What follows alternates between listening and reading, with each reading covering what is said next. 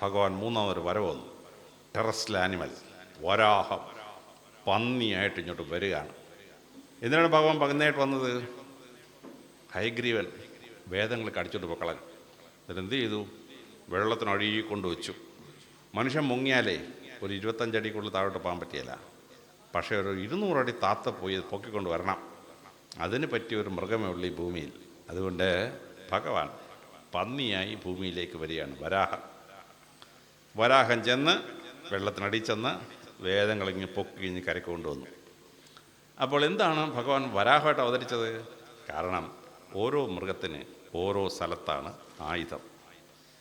ആനയ്ക്കോ അവൻ്റെ മൂക്കാണ് ആയുധം. മൂക്കൊരു തുമ്പിക്കൈയാണ് ആയുധം. കൊമ്പ് പല്ല, അത് വെച്ച് അവൻ അറ്റാക്ക് ചെയ്യും. പക്ഷേ 200 അടി മുങ്ങി വേദം എടുക്കാൻ ആനയെ കൊണ്ട് പറ്റുമോ? പറ്റിയല്ല. സിംഹം ഭയങ്കര ശക്തിയുള്ള മൃഗമാണ്, പല്ലുണ്ട്, കടിച്ച് ശരിയായി. പക്ഷേ സിംഹം അറ്റാക്ക് ചെയ്യണമെങ്കിൽ വാ തുറന്ന് കടിക്കണം. അപ്പോഴാണ് ഈ അറ്റാക്ക് ചെയ്യുന്ന സിംഹത്തെ ഞങ്ങൾ പോലീസുകാർ വായിക്കാത്ത വെടിവെക്കും. അതോടെ സിംഹം ചത്തുപോകും. മനുഷ്യരെ രക്ഷിക്കാൻ വേണ്ടി കാട്ടിൽ നിറയുന്ന സിംഹത്തെ വെടിവെക്കുന്നത് അങ്ങനെയാണ്. കുതിര വന്നു.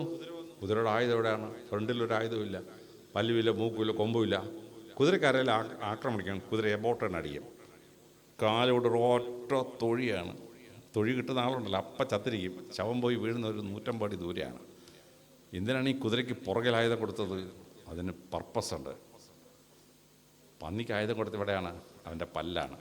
ആ പല്ലോ വളഞ്ഞിങ്ങനെ മേപ്പോട്ട് വരുന്ന പല്ലാണ്. പന്നിക്കൊരാളെ ആക്രമിക്കണമെങ്കിൽ ആദ്യം വിനയം വേണം. വിനയം. അവന് തല കുനിച്ച് തലയങ്ങോട്ട് താത്തിട്ടൊരു ഒറ്റ കയറ്റാണ്. പന്നി കൊല്ലുന്നവരുടെ ഞങ്ങൾ പോസ്റ്റ്മോർട്ടത്തിന് പോകും. ഇവിടെ കൂടെ ആ തേറ്റ കയറിയിട്ട് വയറ് കീറുമ്പോൾ രണ്ടായി പോകും. പന്നിക്ക് ആക്രമിക്കണമെങ്കിൽ വിനയം ഉണ്ടെങ്കിൽ മാത്രമേ ആക്രമിക്കാൻ പറ്റൂ. ഭാഗവതം വായിക്കുന്ന കുട്ടിയോട് പറഞ്ഞു കൊടുക്കുകയാണ്, നിനക്ക് ജീവിതത്തിൽ വിജയിക്കണമെങ്കിൽ നീ വിനയമുള്ളവനായിരിക്കണം. ആ വരാഹത്തെ പോലെ വിനയമില്ലെങ്കിൽ നിനക്ക് ജീവിതത്തിൽ വിജയിക്കാൻ പറ്റത്തില്ല. ടീച്ചേഴ്സ് സ്കൂളിൽ പഠിപ്പിക്കും, താണ നിലത്തെ നീരോടു അവിടെ ദൈവം തുണ ചെയ്യൂ. ദൈവം താന്ന് പോയി താഴ്മയുള്ളവനെ ചെയ്യുള്ളൂ. വരാഹം താഴ്മയുള്ള മൃഗമാണ്. അത് കുനിഞ്ഞ് താഴോട്ട് ചെന്നിട്ട് 200 അടി താഴെ ചെന്ന് തലയൊന്ന് കുനിച്ചിട്ട് ആ കൊമ്പിനെ ഉണ്ടെങ്കിൽ കയറ്റി തേറ്റായി കയറ്റി വേദം കളിഞ്ഞ് തിരിച്ചു കൊണ്ടുവരികയാണ്. നമ്മുടെ കുട്ടികൾ പഠിച്ച് വലിയവരാവണമെങ്കിൽ അറിവിൻ്റെ ആഴങ്ങളിൽ മുങ്ങി തപ്പണം. ആ വരാഹം ചെയ്ത പോലെ അറിവിൻ്റെ ആഴങ്ങളിൽ മുങ്ങി തപ്പാതെ ഒരു വേദവും ഒരു അറിവും നമുക്ക് കിട്ടുകയില്ല. പഠിപ്പിച്ചിട്ടാണ് വരാഹ അവതാരം. പന്നി നിൽക്കുമ്പോൾ എല്ലാവർക്കും ഒരു പുച്ഛ. എന്താണ് ഈ പന്നി ചെയ്യുന്ന ജോലി? പന്നി ഈ ഭൂമിയിലെ അഴുക്ക് തിന്നു തീർക്കുന്നൊരു മൃഗമാണ്. പന്നി ഈ അഴുക്ക് തിന്നു തീർത്തലിന് വളരെ രക്ഷമുണ്ടോ? ഞാൻ മാറുവാൻ സ്കൂളിൽ ലെക്ചറായിരുന്നു. 350 പിള്ളേരുണ്ട് അവിടെ ഹോസ്റ്റലിൽ. അവിടെ ലാട്രിൻ എപ്പോഴും പൊട്ടി മഹാശല്യം. ഓരോ 2-3 ആഴ്ച കൂടുമ്പോൾ റിപ്പയർ ചെയ്യണം, ഇല്ലെങ്കിൽ അവിടെ മുഴുവൻ ദുർഗന്ധം. ഞാൻ അച്ഛന്മാരോട് പറഞ്ഞു, അച്ചോ ഒരു 6 പന്നി വാങ്ങിക്കാമോ, പ്രശ്നം തീർക്കാമെന്ന് പറഞ്ഞു. പന്നി ഇടാനൊരു സ്ഥലം ഉണ്ടാക്കി. എന്നിട്ട് ഈ എല്ലാ ബാത്റൂമിലെയും എല്ലാ വേസ്റ്റും നേരെ ഒഴി അങ്ങോട്ട് പോകും.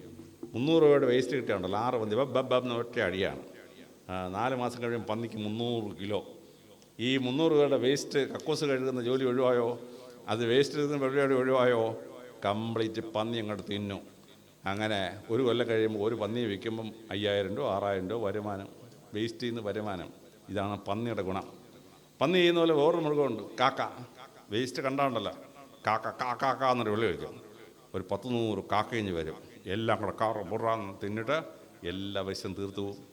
നമ്മുടെ വീട്ടിൽ ഒരു മരണം ഉണ്ടായി. കർക്കിടവാവിന് നമ്മൾ ബലി വെക്കും, എന്നിട്ട് കൈ കൊട്ടും. ബലിക്കാക്ക വന്നിട്ട് ആ ബലി തിന്നും. നമ്മുടെ ആത്മാവിന് മോക്ഷം വേണമെങ്കിൽ ബലിക്കാക്ക വേസ്റ്റ് തിന്നില്ലേ പറ്റുമോ? പറ്റിയില്ല. പന്നിക്കും കാക്കയ്ക്കും ഈശ്വരൻ കൊടുക്കുന്ന കഴിവാണ് വേസ്റ്റ് ഡിസ്പോസൽ. ആ വേസ്റ്റ് ഡിസ്പോസൽ ചെയ്തില്ലെങ്കിൽ എറണാകുളം പട്ടണത്തിൽ 300 മീറ്റർ പൊക്കത്തിൽ വേസ്റ്റാണ്. ഇടയ്ക്കിടയ്ക്ക് തീ വെക്കും. മാറ്റാൻ കഴിവുള്ളതെന്ന് തന്നെ പോയി തീ വെച്ച് കളയും. എന്നിട്ട് പട്ടണം മുഴുവൻ പുകയാണ്. വേസ്റ്റ് ഡിസ്പോസ് ചെയ്യുന്ന ലോകത്തിന് ഏറ്റവും വലിയ നന്മയാണ്. പക്ഷേ വേസ്റ്റ് ഡിസ്പോസ് ചെയ്യുന്ന തോട്ടി എന്ന് പറഞ്ഞാൽ നമുക്കുണ്ടല്ലോ, തോട്ടി ഭയങ്കര പുച്ഛം. ഭഗവാൻ പഠിപ്പിക്കുകയാണ്, ഞാൻ തന്നെ പന്നിയായിട്ട് വന്നു, വേസ്റ്റ് ആനിമലായിട്ട് വന്നു.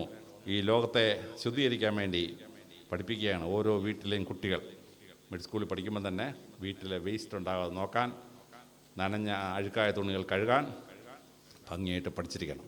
സമൂഹത്തിലെ ക്ലീനിങ് മെക്കാനിസം പഠിച്ചിരിക്കണം.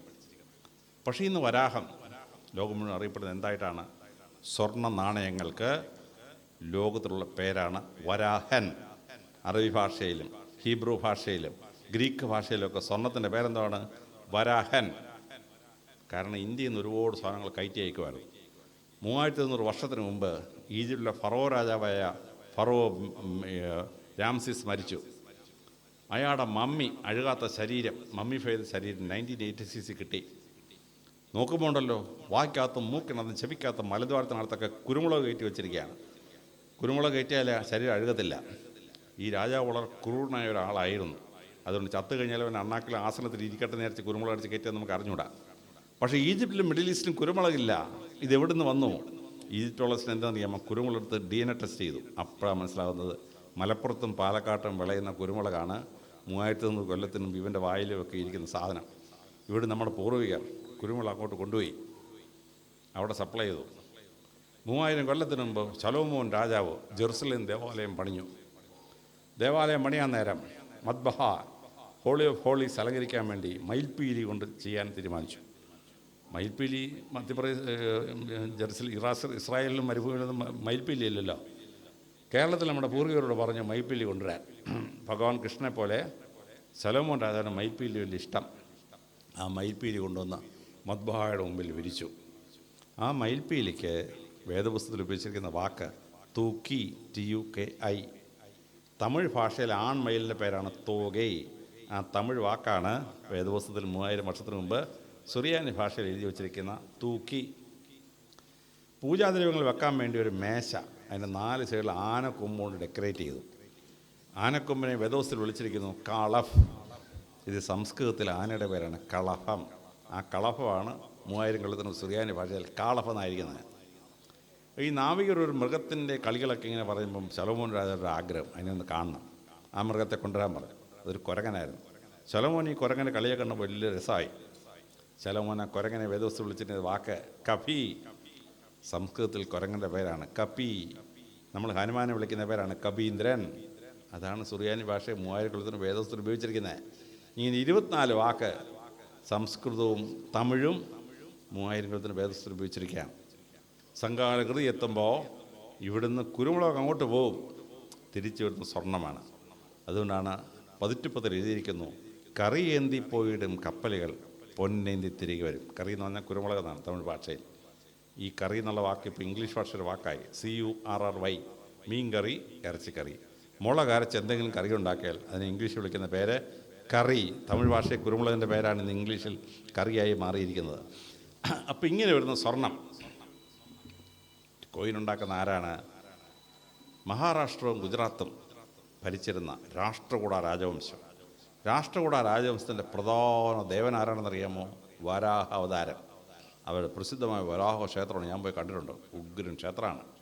അതുകൊണ്ട് അവരെന്ത് ചെയ്തു? സ്വർണ്ണ നാണയം ഉണ്ടാക്കിയപ്പോൾ ഒരു സൈഡിൽ അവിടുത്തെ അമ്പലത്തിൻ്റെ പടം ഉണ്ടാക്കി, മറ്റേ സൈഡിൽ ഒരു പന്നിയുടെ പടം വരച്ച് വെച്ചു. വരാഹ അവതാരത്തിൻ്റെ പടം വരച്ച് വെച്ചു. വരാഹത്തിൻ്റെ രൂപം കുത്തിയ സ്വർണ്ണ നാണയമായതുകൊണ്ട് നമ്മളതിനെ വിളിച്ചു വരാഹൻ. ആ വാക്ക് അറബി ഭാഷയിലും സുറിയാനിയിലും ലാറ്റിനിലും ഗ്രീസിലുമൊക്കെ സ്വർണത്തിൻ്റെ വാക്കായിട്ട് മാറി. മുസ്ലിങ്ങൾക്ക് തീരെ ഇഷ്ടമില്ലാത്ത മൃഗമാണ് ഈ പന്നി. പക്ഷെ അവരുടെ ഭാഷയിൽ സ്വർണത്തിൻ്റെ പേര് പന്നിയുടെ പേര് ചേർത്തിട്ട് വരാഹൻ. ഇത് വന്നത് ഭഗവാന്റെ 3ാമത്തെ അവതാരം വരാഹ അവതാരം. വരാഹ അവതാരം എന്തുകൊണ്ടെടുത്തു, എങ്ങനെ വരാഹ അവതാരത്തിൽ വേദങ്ങളെ രക്ഷിച്ചുകൊണ്ട് വന്നു, ഇത് ഓരോ കുട്ടിയും ചെറുപ്പത്തിലെ മനസ്സിലാക്കിയിരിക്കണം. അറിവിൻ്റെ ആഴങ്ങളെ മുങ്ങിത്തപ്പാതെ ഒരു മനുഷ്യനും ഒരു വലിയ പരീക്ഷയൊന്നും പാസ്സാകാൻ പറ്റിയില്ല. അറിവിൻ്റെ ആഴങ്ങളും രാത്രിയുടെ യാമങ്ങളിൽ നിന്ന് മുങ്ങിത്തപ്പണം. അതുകൊണ്ടാണ് ഇംഗ്ലീഷിൽ പാടിയിരിക്കുന്നത് the heights that great men reached and kept are not attained by sudden flight. They while their companion slept were toiling അപ്പോർട്സ് the night. രാത്രിയുടെ യാമങ്ങളിൽ നിന്ന് പഠിക്കാത്ത ഒരു കുട്ടിയും വലിയ പരീക്ഷ ഒന്നും പാസ്സായിട്ടില്ല. ഇത് നമ്മൾ പഠിപ്പിക്കുകയാണ് വരാഹ അവതാരം.